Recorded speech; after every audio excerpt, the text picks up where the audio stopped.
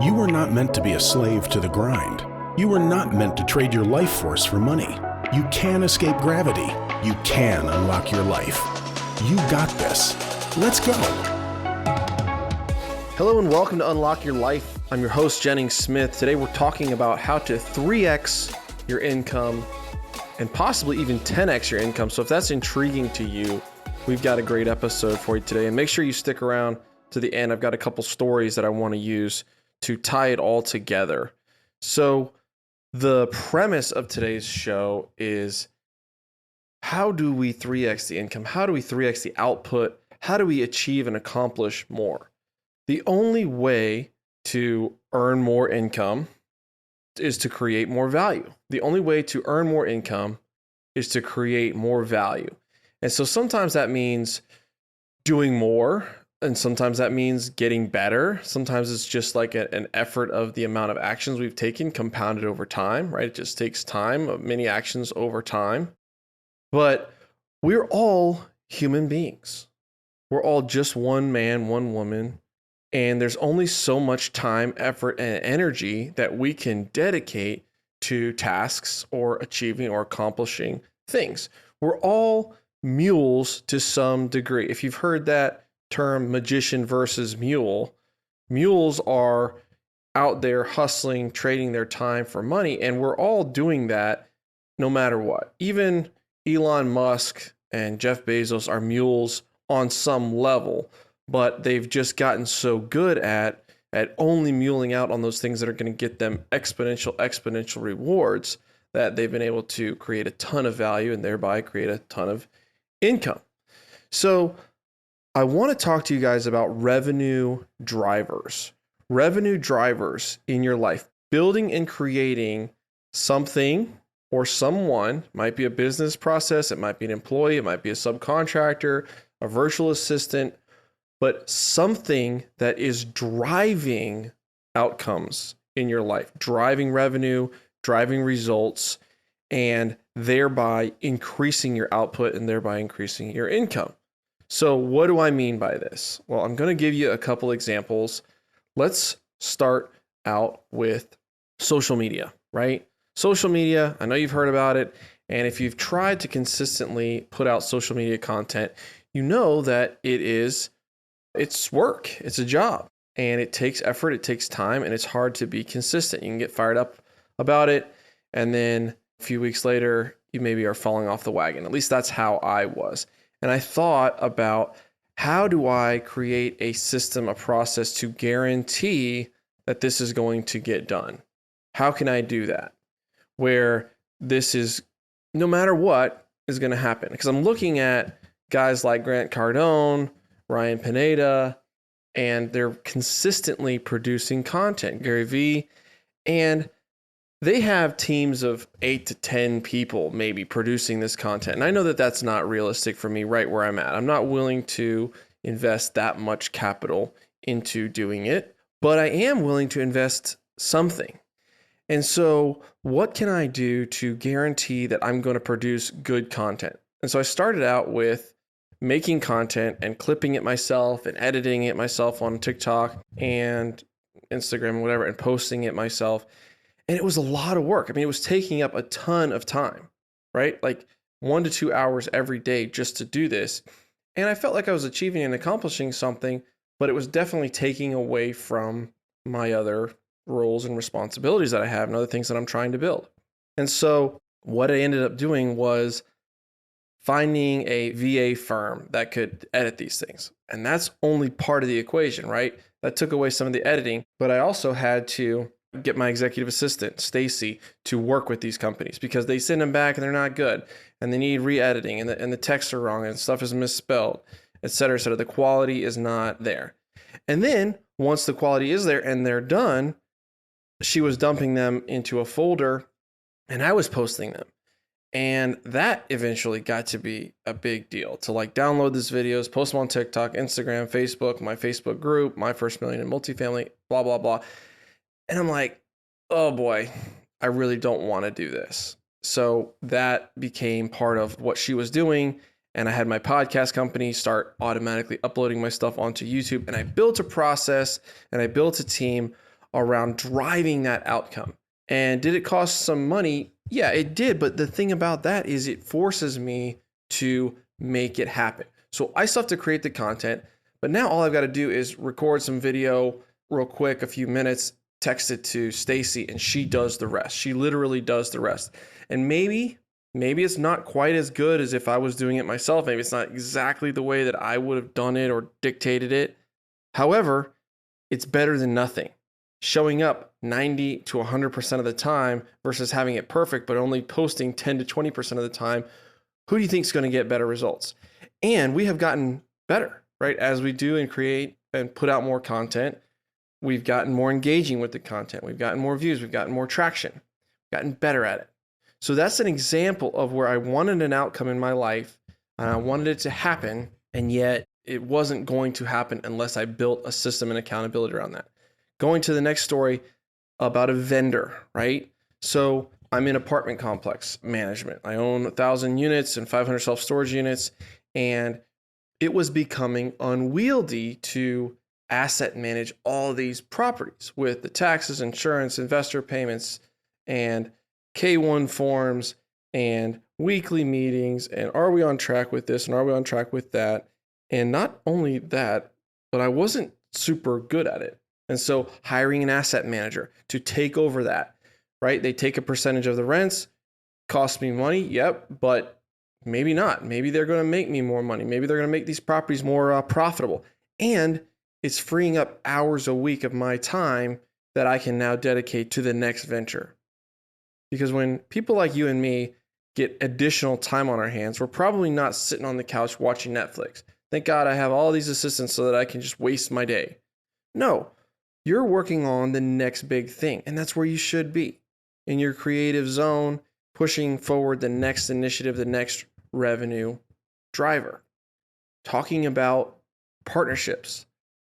I messed around with property management and multifamily and didn't really get anywhere until I took on a partner, and that partner became a revenue driver for me. He was helping me implement it so that I could work in my genius zone, which was generating more property management clients and closing more apartment deals. And he was handling more of the backside of the house and keeping the operations running smoothly on that side and freeing me up to do that. And he needs to, have deals closed. Like, he's looking at me like, hey, let's find our next deal. Let's raise capital. Let's keep progressing. Let's sign more clients.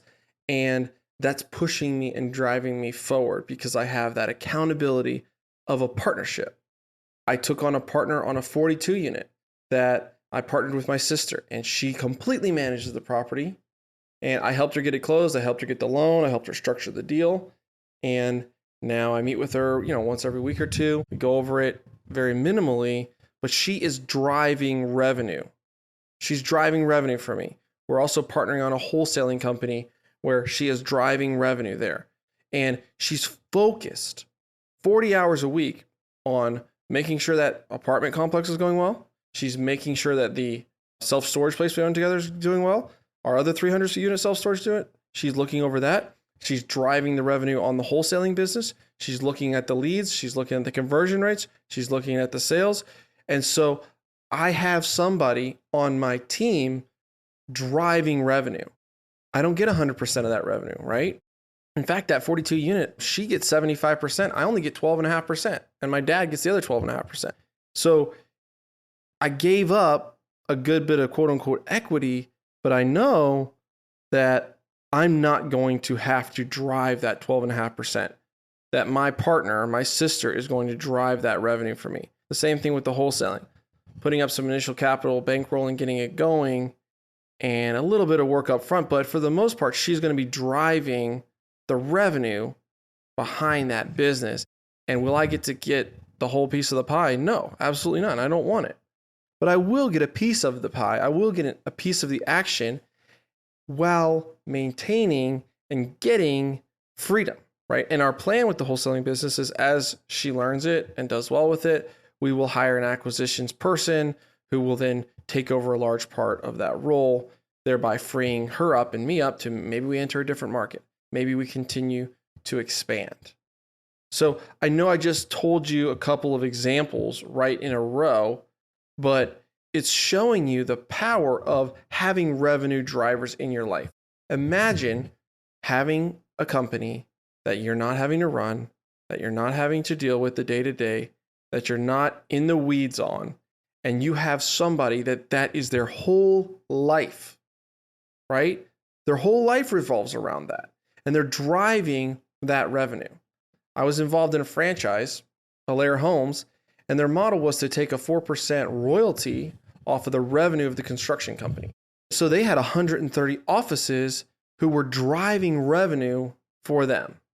Yes, they had to do work. Yes, they had to build processes and systems and support the franchisees, but they were not physically fulfilling those construction projects. They weren't building the houses. They weren't signing the clients. They weren't paying the subs and managing the project managers. They were partnering with people, taking a small piece of the pie and having a revenue driver on their team. And this is something that one of my mentors said, Jennings, you need more revenue drivers in your life. And so I've really focused on finding those type of people, finding the young guns, the hungry, the ones that want to succeed, and they just need somebody to give them a chance. And I'm not looking to make them my slave or have them work for me for the rest of their life, but I'm looking to let them hustle, build something, whereas I can help them in a mentoring role, maybe a capital role, what have you. And long term, they can also become more freed up with their time, and we can replace them as the revenue driver, replace them with somebody else or another company, vendor, system, whatever, what have you. But why is this so effective? I think there are 4 major reasons why creating revenue drivers in your life is super effective. 1, it puts the pressure on you. When you have somebody counting on you, you can't quit, right? It is harder to walk away. It's harder to whatever, it's not working. It puts the pressure on you to make it work, especially if you're paying for that. Think about the example of the partnership with Yaden or making these videos. It's like I'm paying an executive assistant a full-time salary, and I'm paying for these virtual assistants to revise these videos, and I want to see some action. So it's putting the pressure on me, like I need to do my part, right? I need to make my 1-minute videos and text them over to Stacy. I need to do that. I need to make a couple a day. And same thing with this podcast, right? I put a revenue driver in place or an accountability system to get this podcast done. I pay a monthly fee, and I pay the monthly fee whether it occurs or not. So if I don't send in raw audio to my podcast company, they're not going to edit it, produce it, and publish it. A week's going to slip by, and I'm going to have wasted hundreds of dollars, thousands of dollars if I let that compound because I'm not doing my part. And so since I've put that pressure on myself, I'm more effective, right? I'm 3Xing my actions. I'm 3Xing my incomes. And now this is my 34th episode. And that would not have happened if it had not been for having pressure, external pressure on myself. You also want to have someone that's driving revenue while you sleep. Something that is working when you're on vacation, something that's working for you when you're sick, if you get in an accident, if you can't dedicate time, effort, energy, that's where you want to get, that's where you want to be, driving revenue while you sleep. So I'm in a investment with some guys who created a trading software. And so I provide the capital and they trade the capital and we split the profits. And there's a component where they are totally driving revenue for me, right? They're tweaking their software, they're tweaking their systems, they're watching the markets, they're doing all this stuff on my behalf. And I get to partake in the profits. I'm also taking risk, right? I'm risking my money and it may work, it may not. It's worked so far. It's been a blessing, but that sort of thing is a total revenue driver where every morning I'm waking up, I'm looking at it, I'm logging in, they're trading, and they're making a small profit every day. Is it huge? No, but it's something that I did not have to physically swing the hammer for. I didn't have to physically toil for. It is a revenue driver. And lastly, the 70-70 rule. Most people are afraid to hire help or find somebody or do something because they think they're not going to do it as well as I do it. And in a lot of cases, that's probably right. The reason you have the success that you have in your life to date is probably because you are somewhat exceptional. you are good at what you do. And replacing you with the same level of drive and initiative is going to be tough, especially if they're not the owner of the business. And yet, that is not the reason to quit. So if you can find somebody that can do 60, 70, 80% of what you have done, and then you can duplicate that, right? This is the system, this is the process, this is what they do, then you are going to get a 140% return on investment. Now you're exceeding what you could have done on your own, right? So I think back to the wholesaling company, one of the main initial roles is the acquisitions piece, where you are talking with these leads and you are convincing them to sell the house and you're putting it under contract. And you may be really, really good at that. And you may not want to hire somebody to take that over because they may blow some leads. They may not convert as many as you. Maybe they don't get it as good a deal, or they sell it for a cheaper price than you would have. However, if you're maxed out, even if you're not maxed out, you have a limit, right? Can you expand into 2 markets? Maybe. Could you do 3? Probably not. Could you do 30? Absolutely not. And that's the power of the compounding, 70-70 rule. McDonald's, one of the largest franchises in the world, multi-billion dollar company, is run by teenagers. Those teenagers aren't operating at 100%. They don't care about the McDonald's brand necessarily. They don't bleed yellow and red and Ronald McDonald. They're in it to get some money to buy pizza with or whatever and go out to the movies with their friends.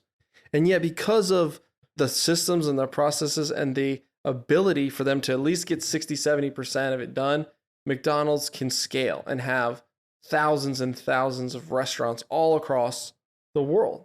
We see that with Amazon, with Netflix, with these companies that have tons of employees, and obviously they're not all performing at 100%, but they've got it enough where they can hit 70%, 80%, and they can scale. And that's what I'm trying to get to you is, without this investment, without this getting out of your comfort zone, without conquering this fear, you're not going to scale. You're not going to grow. You're always going to be operating at max capacity. Max capacity. And if you're operating at max capacity, you can't 3x, you can't 10x, you can't do anything other than put the fires out and move on to the next day. And so in the beginning, I get it. Jennings, I don't have the money to pay an executive assistant. I don't have the money to pay for, somebody to edit videos for me. I don't have the money to hire an asset manager, right? And that's true. I think there's probably people that are at the level where that is not a wise move. If you are not making good money, I would say a couple $100,000 a year, then you probably should continue to do it, right? Do it yourself and master the craft and figure it out. But that is an excuse where you don't work on this. You don't document the processes. You're not looking for pieces that you can hand off, whether there be virtual assistants or executive assistants or subcontractors or what have you. You're content with doing it yourself. And I'm even afraid to say that because it is a balance, right? I think that at any level you can look to, how do I offload a piece of this? How do I streamline this? How do I make this scalable? How can I get somebody or something or some tool to do at least 70-80% of what I'm doing so that I can free up that time? I've brought this up on the podcast before, but talking with Blair McDaniel, the CEO of Alair Homes, that was his mantra, was I got to push everything off my plate. I've got to get things off my plate. Whatever I'm working on, that is the enemy. Got to figure out a tool, a system, a person, a vendor to take this away, because if I do that, I know I'm going to uncover the next thing, and that's what's going to be magical, and that's what's going to lead to exponential and crazy growth. So look at your life. Look at your life in 2 different ways. This is the takeaway I want you to have from this episode.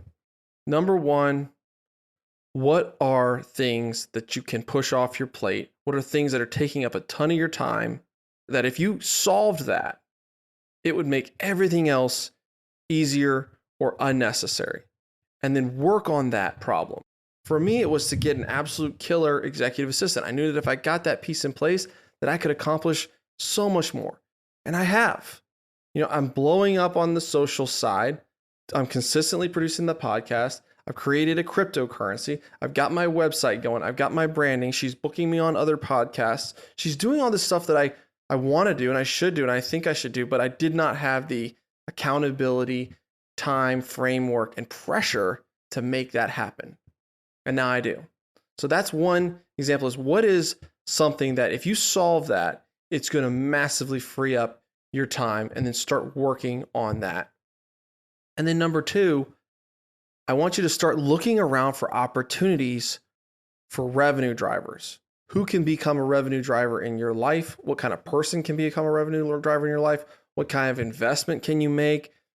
There are people that invest with us. They're limited partners. They throw us $100,000 towards one of our apartment deals for our down payment, and they collect checks every month. And we do all the work. We take on all the loans. We refinance the property. We take on all the stresses, headaches, etc.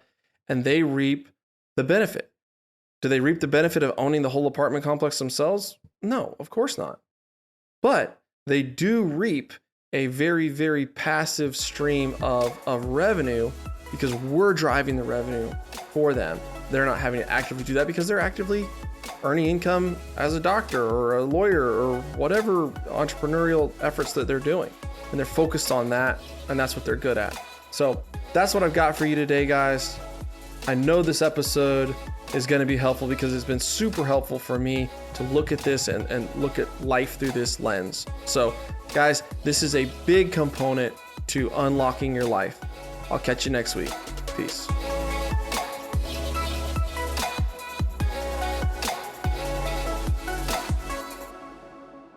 This is thepodcastfactory.com.